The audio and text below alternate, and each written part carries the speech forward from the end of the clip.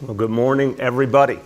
There is a lot happening today at City Hall, a lot we have to get done, so I'm going to keep this morning's update very brief. But the good news is there is good news today. Woke up today to some additional really positive health indicators.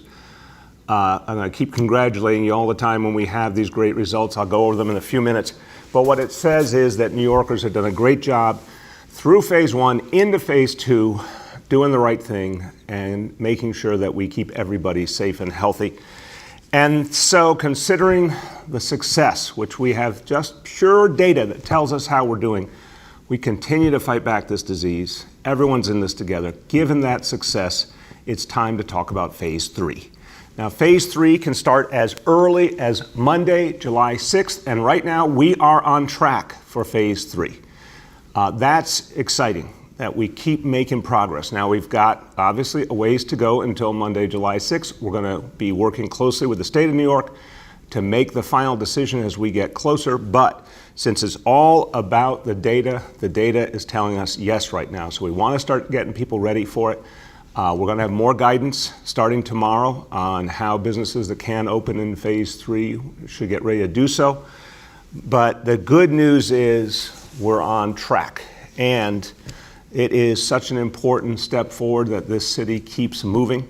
It's important for everyone. It's important for people trying to get their livelihoods back. It's important for businesses that are trying so hard to survive. It's important for the future of the city. But phase three is going to have some particularly important meaning for our young people. And I think if you've been watching not only these presentations over recent months, but the whole history of this administration has been devoted to young people, from pre-K, 3K, after-school programs for middle school kids for free, you name it. Our focus has been on elevating young people. And it's time to really help them even more because young people have been through so much. It has been such a difficult time. This coronavirus crisis has really put young people through so much strain, not being able to go to school, not being able to see their friends, trying to figure out remote learning, being cooped up all the time. We have to help our young people. We have to make this summer better for them. So yesterday we talked about some really wonderful new things we'll be able to do this summer. More will be talked about in the coming days. But the good news is that phase three, presuming we get to it on time, Monday, July 6th, phase three will also be the time when we start up again a lot of sports and recreation activity in our parks. So we're on track to open up on Monday, July 6th, our basketball courts, our tennis courts, our soccer fields, our volleyball courts, our dog runs, our handball courts, and for all of you who love Italian culture, our bocce courts as well. All of that on track to open up Monday, July 6th. And that's going to be great for all New Yorkers, adults as well, but particularly for our kids who've been waiting for these outlets. That's going to be a great moment. Now, we got work to do to get there. Let's keep on it. Just remember, it's about the discipline we've shown so far, continuing to stick to the guidance. Remember, the state and the city will also have guidance about how to, in each and every one of these cases, handle the situation the right way. There's still social distancing that has to be achieved in different ways, face coverings in different ways. We're going to have a lot of civilians out there, ambassadors, educating people, providing the face coverings. We know it will take hard work. We know it will take a lot of education, but we can do this and keep moving forward. And New Yorkers, one thing I can tell you from talking to so many New Yorkers is no one wants to go backwards. There's been a lot of discipline, a lot of strength because people want to keep moving forward. So let's stick to it so we can get to phase three, make it work, and then keep going from there. Okay, now, what has helped us to push back this disease? Well, it's the same thing that we've talked about from day one. Testing, testing, testing. There's more and more testing all the time. That is helping immensely. And today I want to talk about two new wonderful partnerships that are going to help us provide a lot more testing and help us get it to the communities that have been hardest hit. First of all, CORE, Community Organized Relief Effort. This is a wonderful organization founded by Sean Penn, and I want to thank Sean and everyone at CORE for agreeing to become a part of this exciting effort with the City of New York. There will be a huge mobile testing effort up starting next week with a particular focus on our seniors all over the city. Second, Somos Community Care is now coming into partnership as well. I want to thank Dr. Ramon Talaj and Dr. Henry Chen for their leadership. Somos includes providers in communities of color, healthcare providers, most of them themselves people of color who do extraordinary grassroots work to protect their communities. I've worked with Somos before. They've been great partners. They've helped us out, donated a lot to help small businesses in the Bronx that needed to come back recently. Thank you to Somos, and particularly for the fact that they will now be bringing online about 50 new testing sites, particularly focused on pediatric clinics. So kids, parents, families, a great place to reach people in their communities. So these two partnerships are going to help us a lot. Now, continuing on testing, we want everyone to get that diagnostic test. That's something that's important. We want the most people possible to get it, but we also know a lot of people want the antibody test. They want to know if they've been exposed to disease before. That's important too.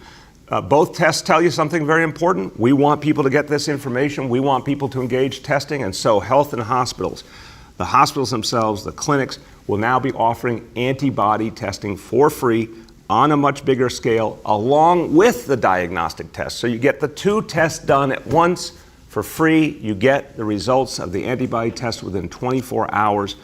A lot of people want that peace of mind. Were they exposed to disease before? Remember, it does not tell you that you don't need to keep taking precautions. It does not tell you you can never get the disease again, but it does tell you you've had it, you've fought your way through it. That's really helpful and reassuring to people. We want folks to know that. So go out there, get tested. You'll be able now to get both tests at health and hospitals facilities, both at the same time, both for free. And to find out where, go to nyc.gov/COVID test. Now to our indicators. And again, I said at the beginning, good news. Well, you have earned this once again. Let's go to number one daily indicator is the number of people admitted to hospitals for suspected COVID-19. Threshold of 200. Today's report is 60. Number two, daily number of people in health and hospitals ICUs. The threshold is 375. Today's report is 329. And this is my favorite always because it tells us the most, the number of people testing positive citywide for COVID-19, threshold of 15%. Once again today, only 2%. That's been extraordinarily stable. That says you are doing something right. Let's keep doing it. A few words in Spanish. Gracias a los gran esfuerzos de los neoyorquinos, ya podemos comenzar la conversación sobre la tercera fase del reinicio. Vamos a hacer aún más para nuestros jóvenes y vamos a traer de vuelta las actividades al aire libre que los mantienen activos y seguros. Vamos a seguir apoyando a nuestros niños y a todos los neoyorquinos con soluciones creativas para el verano. With that, we will turn to our colleagues in the media, and please let me know the name and outlet of each journalist. Hi, all. Just a reminder that on the phone we have Parks Commissioner Silver, Executive Director of the Test and Trace Corps, Dr. Long, and Senior Advisor Varma. With that, I will start with Jillian from WBAI. Morning, Mr. Mayor, sorry. That's all right, Jillian. How are you? I'm all right. How are you? Good. So my first question has to do with the restaurant plan. And since you're talking about phase 3, I wanted to ask, because residents in some of the more bar and restaurant friendly or dense neighborhoods like the Larry Sider Hell's Kitchen were having problems before the pandemic with illegal sidewalk cafes, crowds in front of restaurants, obstructing sidewalks, noise violations, things like that. And they reported that they essentially got nowhere with city agencies, DCA, DEP, the NYPD, community boards, the like. And I understand the need to reopen, of course, but are there concerns about self-certification, which has a dubious record already, and this sense of kind of abdicating control to bids? And what are you going to do to kind of prevent a free-for-all, which is kind of how it was described beforehand, and make sure that people are following the law and obeying the rules? I appreciate it, Jillian. It's an important question. Look, I do think your question is very important because clearly, look, I heard from communities plenty about before the pandemic, about noise, about crowds. These are real issues. This is part of why we started a nightlife office. And what I found was our nightlife office actually made a real big impact. Not perfect by any stretch, but made a big impact working with bar owners, nightclub owners, restaurant owners, working with a bunch of agencies, working with communities to try and strike the right balance. And Ariel Pallas and her team there, I think, have really done extraordinary work. And they'll be right in the middle of addressing these issues now. But I think the self-certification was absolutely the right thing to do in this context. Jillian, you're right. Self-certification as a broad concept over recent years, different parts of government, there's some real issues there. And you have to be really careful when you allow it. In the middle of a pandemic, when restaurants are trying to survive and we're trying to revive the economy, give people back their jobs, absolutely the right thing to do. When I was up at Melba's restaurant in Harlem and she said she could do the form in 5 minutes and get her restaurant back up and bring people back to work, that was music to my ears. But we will have civilian agencies out there educating, making sure people can move, that there's not too much crowding, addressing noise issues. We don't want to do fines and other enforcement in the first instance if we can solve the problem. But if we have to, of course we reserve that right. Go ahead, Jillian. Okay, well, I would like to ask about the nightlife organization, but not today because I didn't prepare myself for it. So I had another You'll get question. another chance. Thank you. You've talked often, including Tuesday, about how the city's recovery can't be just doing business as usual and for the need to change the status quo. But many of people have pointed to your own advisory councils, the appointees as a lot of permanent government types, especially the Real Estate and Construction Council, which kind of contradicts this challenging of the status quo. There are I believe, new kinds of stakeholders like preservationists, independent planners, or affordable housing advocates who aren't also developers. Isn't this the perfect opportunity to kind of shake things up? Yeah, I think it's a very fair point, Jillian. And I'm going to ask my colleagues who are working on this, like Deputy Mayor Vicky Bean, to take that point to heart and see if we need to add people. Look, I think the immediate issue, we have different groups we've put together here. The advisory councils, of course, are part of the long term, but really the first thing we said at the time, the first thing with those sector advisory councils was getting back up and running and figuring out the restart. And I think the people on those advisory councils were well chosen for that purpose. But I think you make a great point. If we have to think beyond the immediate restart to the recovery and changing the status quo, are there voices we need to bring in who are not yet present? Very fair point, so we're going to look at that and see how we can improve upon that. The other entities which are working intensely on the process of change, the internal task force on racial inclusion and equity obviously is a great example. We've announced there's going to be a commission on racial justice and reconciliation. These entities are obviously focusing on immediate change and long-term change. So there's more than one venue playing out here, to say the least. But I think your point's well taken, and we'll work to add other folks to those advisory councils. Next, we have Dave Evans from ABC 7. Hey, Mayor, can you hear me? Yeah, Dave, how you doing? You got a good phone today, Dave? Oh, I do. I'm not moving around. That makes a difference. This was about to turn into a running joke, so let's have this be your great moment here. Gee, thanks. I wasn't with you yesterday because I was doing some election follow stories, so you may have gone over this yesterday. But I wanted to see, when you talk about the 22,000 people who would have to be laid off, is that a given, since we really can't, have you go to Washington or to Albany and get something done by the deadline? And why can't this be delayed? Why do you have to do this? I know what the law is, but don't we have some extenuating circumstances here? Yeah, it's a fair question, Dave. We do have extenuating circumstances, but we don't have a change in the law. And remember, the city of New York for decades, coming out of the really bad old days of the past in the 70s when our financial house was not in order, one of the things that has marked the effectiveness and the strength of the city of New York is doing that on-time budget. It is the law. We're going to stick to it. But that said, look, Our goal in the budget, let me make sure I'm 100% clear about the goal here. The goal is always, because we're in a pandemic, because we're in an economic crisis, a healthcare crisis, it is first of all to protect people's health, second, safety, third, keep a roof over their heads, fourth, keep food on their table.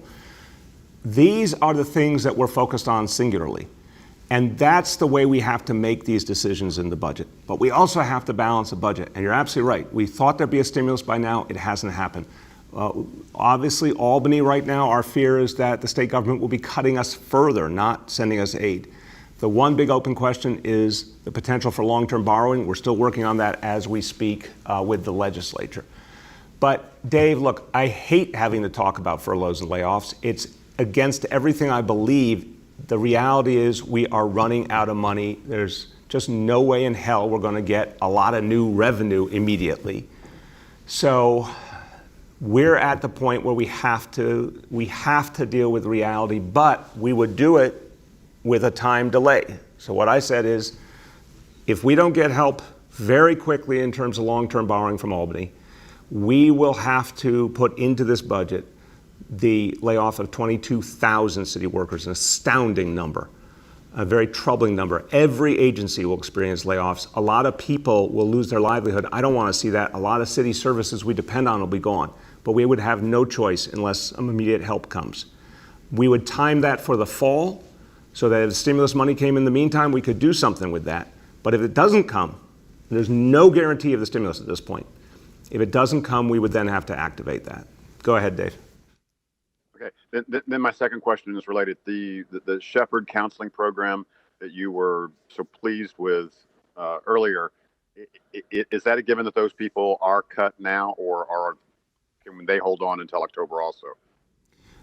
That is a specific situation. I'm someone who, you mean single Shepherd, Dave? Is that what you're saying? Yes. Yeah. That's a program I initiated and really had high hopes for, and great people. I've met some of the people doing this work, and they've put their heart and soul into helping kids. It was built as a very intensive program, a lot of investment. We saw mixed results, is the honest truth. We're keeping a piece of it in place, so a substantial part of that program will continue, but not all of it, just because we're at a point where, again, if we're talking about layoffs and furloughs, we had to make a lot of tough choices already. The billions of dollars we had to cut already back in April. And this was a program that we couldn't keep going at the same level. So that's happening as part of the immediate budget. Next, we have Marcia from CBS. Good morning, Mr. Mayor. How are you doing this morning? Good, Marcia. How you doing? Okay, I have another budget question. So the unions are obviously not pleased with your statement that you may have to lay off 22,000 people, and they say it's political saber rattling and that you can do it with various agency cuts and other things. What's your response to that? Marcia, we did over $2 billion in cuts to agencies in April. As I said yesterday, we're in the middle of doing another billion in cuts to agencies right now before you even talk about the personnel costs. And we had cut before that in previous PEG programs and savings programs. We've been cutting agencies constantly. So no, I don't think that's the truth. I respect the labor movement deeply. I've worked very closely with our municipal unions. The last thing I want to do is layoffs and furloughs. But people have to get honest about where we're at. Marcia, I talked about it yesterday. This budget is $8 billion less than the one we announced in February. That's a massive drop in the budget. And we're facing potential state cuts. And we're facing potential revenue losses in the future. And the following fiscal year, fiscal 22, we have about a $5 billion deficit right now with no way to close it. This is a really, really tough situation. 1.3 million New Yorkers have lost their jobs since February. This is not business as usual. So it's the last thing I want to do. But I need long-term borrowing authority from Albany if I'm going to get out of this immediate problem for Tuesday, which is our budget deadline. And then we need stimulus help from Washington if we're going to solve these bigger problems I just talked about, because there's no new revenue coming. So we're really in a jam, and it's important for New Yorkers to hear just how blunt and real this problem is. Go ahead, Marcia. So I guess the question is this: if you had to cut 22,000 jobs, where would the axe fall? Every agency. When you're talking about that number, literally every agency. I hate saying that. I'm not saying that with anything but pain. It's a big chunk of our workforce. It would have to be, every agency would have to find a way. And I hate it because what it means for those families who will lose their livelihood. I hate it what it means in terms of the services that won't be provided anymore. But again, Washington has just absolutely dropped the ball. The president's never lifted a finger for the stimulus. The Senate Majority Leader won't even put it on the calendar. So, they've made very clear they don't care what happens to cities and states all over the country right now, including their own cities and states. And we've been asking for the long-term borrowing from Albany to get us through this, as was given to the city after 9/11, and we still haven't gotten an answer, and we need that help now. Next, we have Shant from the Daily News. Good morning, Mr. Mayor. I wanted to ask about the report on police-involved deaths that the health department released, late Monday night. What action, if any, are you contemplating in light of that report? And do you at all fault the NYPD for what appeared to be years of undercounting those deaths? Thank you.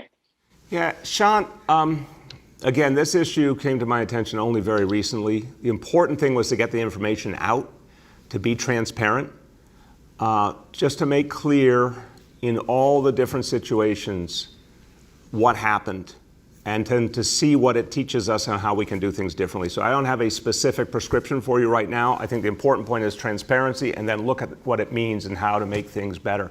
I do know that one of the questions it would immediately raise is, what do we know about use of force? And one thing I can tell you, which didn't get a lot of reporting but really should be examined, is the use of force information. I'm going to have to get this out to you because I can't remember if it was 2018 or 2019 was the last year we had the final figures for that I saw. But in terms of adversarial gun discharges by NYPD officers, so not an accidental discharge, not something involving an animal, a pit bull or something like that, but actually an adversarial situation with another human being who is not a police officer. For the whole year, all our officers, the whole city, was 17 adversarial discharges. So the fact is that NYPD use of force has been really systematically reduced, and that's training and de-escalation and a lot of other things. That is crucial to addressing the big questions here. But mainly, I just think the transparency will cause us to keep examining what we can do better. Go ahead. Sean, do you have Thank you. So I just wanted to switch gears a little bit. The council is voting on legislation to basically make e-bikes and e-scooters legal today. Want to ask if you'll sign that, and if you have any regrets about doing a sort of crackdown on e-bikes starting in 2017. Thanks. Thanks, Sean. No, you remember, it was illegal. I think it was crazy that it was illegal. We talked about this for years. It was something out in the open, part of our city, but by state law it was illegal, and we're not in a position to ignore state law. And there were real safety concerns. I think it could have been done better, is the absolute truth, Sean, and I'll take responsibility. I thought there was a way to do this based on everything I could heard that could be just about going after the businesses, not the individuals who are the delivery people. I don't think it was realized the way I wanted it to be. I don't think it ever was done the way I envisioned it, so I'm unhappy about that. But the more important thing is that we needed legalization. It was right to have the law say that this part of our society exists now is legal. So I think the council's right to be doing that. Absolutely, I'll sign the bills. Had a lot of conversation with the council about it. It's particularly important that I sign these bills now because people need more safe ways to get around and more options in light of the pandemic. People need their livelihoods. So for delivery folks and other folks who use those as part of their work, they need to be able to do that legally. So it's absolutely the right thing to do. I'm always going to be watching for the safety issues on the e-scooters. We're going to be doing a pilot, and we want to be very mindful of the safety issues there, but it's absolutely the right thing to do. Next, we have Erin from Politico. Hi, Mr. Mayor. I'm wondering if you can speak to, with all the spikes we're seeing in virus cases in other states, what exactly, and if you can be as specific as possible, maybe some of the public health people can chime in. What exactly do we think is going to prevent that from happening here again? And I understand that some other states have, moved much more quickly and perhaps recklessly to open, but you also have states like California, which tried to take a cautious approach, seeing a huge spike. So why are you so confident that that's not going to happen here and we're going to be able to go to phase 3 and everything's going to keep working out? Yeah, Aaron, I'll start, and then Dr. Jay Varma and Dr. Ted Long certainly should jump in anything they want to add. It's a great question, Aaron. None of us is falsely confident here. I have been very cautious. I have openly said on this one I've been conservative, which is why, many, many times questions from the media, concerns from elected officials, everyone saying go faster, faster, and I've been the person saying not until we have proof that we can handle it. And I even hesitated in terms of the decision on phase 2 until we had enough of a body of evidence that phase 1 had not created a huge uptick. And I've been very pleased by that, Aaron. The fact that phase 1, hundreds of thousands of people come back to work in contact with their customers, that was a big sea change moment, and we've seen almost no, thank God, knocking on wood, almost no impact on our indicators. So right now the data keeps saying that we're doing right, but I think the important part is to constantly provide education, to constantly provide the free face coverings, to keep people tight and disciplined, because we're not out of the woods. So am I 100% confident? Of course not. Do I believe that these approaches are the right approaches? Yes. Do I believe they're sustainable? We also have the test and trace core on a huge scale. No place else has that, Aaron, and that's a big positive X factor. So we're going to watch every day. If we ever don't like what we see to the point that we need to freeze or even go backwards in terms of phases, we would do that working with the state. But right now, I think we have the right tools to keep moving forward. Doctors, you want to add? Mr. Mayor, this is Ted. Can you hear me? Yep. Sort of high priority topics. You got, wait a minute, wait. Jay, Jay and Ted are talking at the same time. Jay, you start, then Ted. Great, yeah, no, I just wanted to emphasize, I think the points that you made, that there are no guarantees that we can keep this infection out. So we have to be vigilant at all times. I think the strategies that we have, we tend to think of as, the defensive strategies that we need to keep using. So that's everybody wearing a mask, maintaining social distance, limiting gatherings on the one hand. And then the second is, of course, our offensive strategy, which Dr. Long can describe in more detail, which is test and trace. And we need to keep in mind that one of the challenges for New York back in February was that we didn't have universal testing. So we didn't really have a clear window into what was happening at any given time. And that has changed dramatically. So the indicators that we have are now much more useful and precise than they were at previous times. Okay, go ahead, Ted. Thank you. Aaron, that's a great question. And what gives me confidence and faith is that since over the first 3 weeks of starting the test and trace core, last week alone, 86% of our newly diagnosed people with coronavirus felt comfortable enough and already trusted in our program enough to share with us contacts that they may have exposed. And we reached 650 contacts that by the time we talked to them, they were already symptomatic. And if they would have gone out there and infected 3 or 4 other New Yorkers each, our program already, as Jay said, something we didn't have before, has already prevented potentially 2,000 new cases of coronavirus. This is a powerful tool we have in our tool belt now, and we're going to leverage it to the maximum extent. And that's what gives me faith and confidence. Thank you. Aaron, did you have a follow? Yes, I'm just wondering, you said that the enforcement for the social distancing protocols in phase 2, the outdoor dining in particular, would be based on complaints. Do you have any numbers on how many complaints there have been, and has there been any enforcement action? I don't have that in front of me, Aaron. We will get that to you today for sure. I know that the response from the restaurant industry, I think we're now around 5,000 or more applications, so that's been great. I know a lot of people in communities are happy to have their restaurants back, but we'll get you what we see in terms of complaints and any enforcement needed. And again, the first option is always going to be education, resolve the problem. We don't want to give fines. We don't want to do anything draconian when people in the middle of a horrible crisis and businesses are struggling to survive, but if we have to, we certainly will. Next, we have Julia from the Post. Hey, good morning, Mr. Mayor. Congratulations to you and all New Yorkers and the progress we've made toward phase 3. My first question is, you said police would only intervene in setting off, and people setting off fireworks if it became a serious safety issue. But the problem is by the time they determine that, it's often too late, as we saw the other night when a firecracker went through the bedroom window of a 3-year-old boy in the Bronx and sent him to the hospital with burn injuries.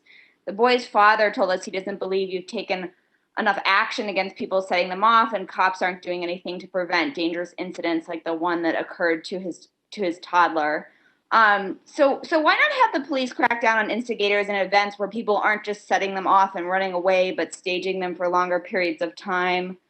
Instead, in the Julia, Bronx case, that's a lot. Let me just take that, and then you can follow up. Go ahead. First of all, I'm really sorry for that family, and I hope the young child's going to be okay. And we take this very seriously, Julia. The fact is, safety is what we're about, number one thing, especially when it comes to protecting the lives of our kids. So the challenge here is just what you were indicating. Sometimes there's an opportunity to intervene, other times there's not an opportunity to intervene. Obviously, the NYPD is constantly about protecting people's lives, and where they see an opportunity to intervene, where they can actually protect safety in an effective manner, of course they're going to do that. A lot of times things move too quickly. By the time they get a report, there's not the opportunity to do that. But the most important thing, Julia, is to go to the root cause. We've got to cut off the supply. This situation that we're seeing with the fireworks, it turns out it's happening all over the country. It has become a very troubling phenomenon that people are setting off these fireworks, and there are real safety issues. So we're going at the root cause. The sheriff's office, the fire department, the NYPD, they've continued to make progress. NYPD apprehended 12 people in the Bronx yesterday, suppliers, people who are bringing in the actual quantities. We want to cut that off. The sheriff apprehended 10 people on Staten Island. FDNY apprehended a dealer in Manhattan. This effort has just begun. It's going to keep growing. We have to shut down the source. And then whenever there's an opportunity to intervene, they should. But that's not every opportunity. That's just the truth. Go ahead. Yeah, but the problem is we've seen countless videos of people staging these fireworks. I've seen them myself in the neighborhood for 20 minutes, an hour. And the police don't come. And then we've seen numerous videos of the police coming or the FDNY coming and just standing by. So why aren't the police or the FDNY being more active? Yeah, and respectfully, the videos don't tell you the whole story as per usual in life. The NYPD, FDNY are always going to make decisions based on safety. They have many other things, particularly NYPD, dealing right now with other profound challenges, and we've talked throughout this week about the challenge we're having right now with shootings, which is job one to address, and that's what I want NYPD focused on first and foremost. But they're always going to make decisions based on safety and based on the information they have before them. A video doesn't always show you the whole picture. I have faith in the professionalism of the FDNY and the NYPD that they're going to make decisions based on the fact at hand and obviously based on protecting people's safety. Last two for today. Next, we have Juliet from 1010 Wins. Oh, hi. Good morning, Mr. Mayor. How are you? Good, Juliet. How are you? Fine. Thank you. So I also wanted to follow up on the fireworks. People are going to Jersey and even Orange County, and they're buying them in Walmart and stores that are just selling fireworks. So these are the, quote, suppliers. And there were stories the other day, news reports, watching people stock up $1,000 worth of fireworks. And, oh, yeah, I'm going to bring them back to my neighborhood and set them off in Crown Heights. So are these the suppliers that you're talking about, and how do you go after them? Yeah, so it's a great question, Juliet. We will get you an update today on how the laws work in New York City. But the fact is, folks who are doing this for profit, and let's be clear, there are people who are, whatever way they're getting them, they're reselling them for profit. and a lot of times selling them to kids, and a lot of times setting up situations that are not safe before you even get to the quality of life problem that people don't want to hear, fireworks going off into the night. The laws in New York City are clear and strict about the things that we have to do to protect people's safety. So we'll get you the bottom line on that. But the fact that now the fire marshals, the sheriff's office, NYPD Intelligence Division are immediately finding so many people to go and target and stop and apprehend shows you that there's a pattern we're now locking onto to get at the supply and the things that are being done illegally. But we'll get you more detail on how that works. Okay, and my next question involves baseball starting up next week. Spring training will be here for the first time in Queens and the Bronx. Do you know whether fans will be able to attend spring training or exhibition games or any official game once the season gets started?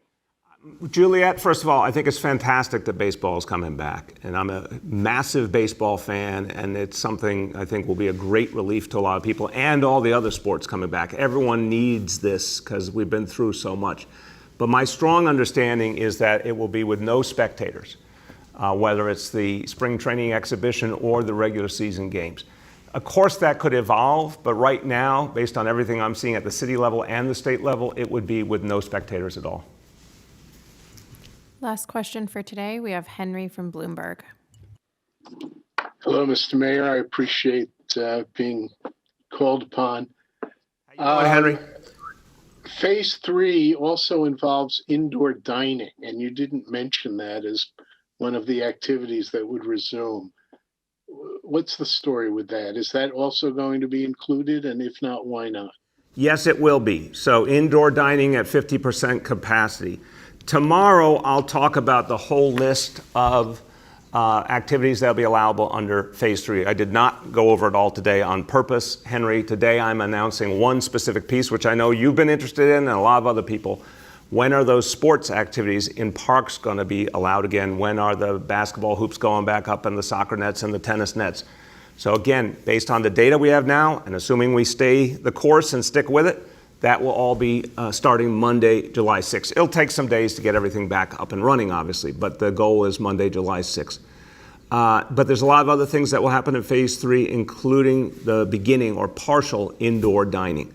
So tomorrow I'll start to outline what those pieces are and how we're getting businesses and the city ready for them. But again, so far so good, and it's exciting that we can now talk about this and get ready for it. Go ahead, Henry. Okay, thank you. And my second question has to do with the budget. The Citizens Budget Commission says that on average about 22,000 employees turn over every year, including a lot of employees in the police department, which, as you know, the personnel is very expensive, including the fringe benefits. And given the fact that thousands are attriting every year, doesn't that make the task of cutting the workforce a lot less daunting?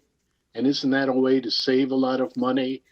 And the Citizens Budget Commission also has several other recommendations. They're not particularly austere or ideological, but they have to do with ways that the city could save money without cutting the police department by $1 billion and without really significantly cutting services. Henry, go ahead. I'm sorry. Did you have more to that? I'm sorry. Well, I was going to talk about consolidating some of the welfare funds so that each union doesn't have their own welfare fund, and various other ways of consolidating, procurement so that you can take advantage of, purchasing in large numbers, savings like that really don't go to cutting essential services. I appreciate the question a lot. So first of all, this is what, the Office of Management and Budget all day long is looking for savings. As I said, just in April, over $2 billion in agency cuts and savings, another $1 billion happening right now before you even talk about the probability of layoffs or furloughs. So that's a constant effort. Citizens Budget Commission, we talk to them and look at their recommendations. Some are more viable than others. Some make more sense than others.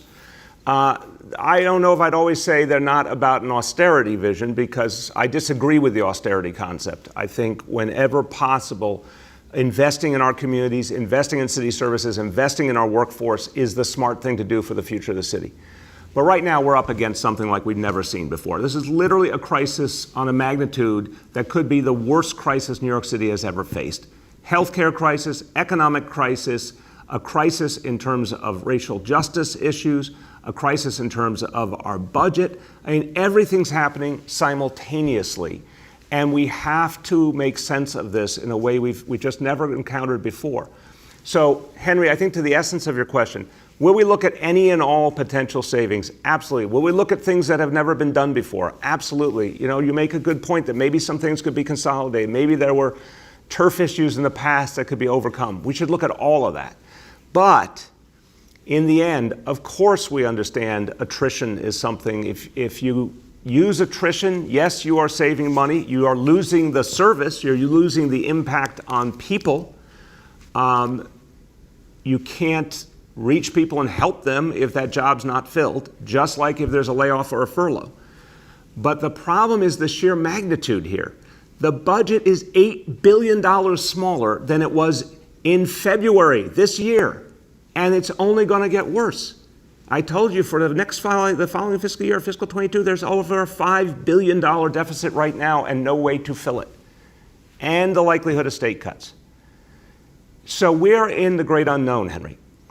And unfortunately, unless we get borrowing authority from Albany quickly, unless we get a substantial stimulus from Washington, the only direction we go in is to keep cutting. And I hate that, and I don't want to do it. But I have to be honest with the people in New York City. We have to be prepared to do that.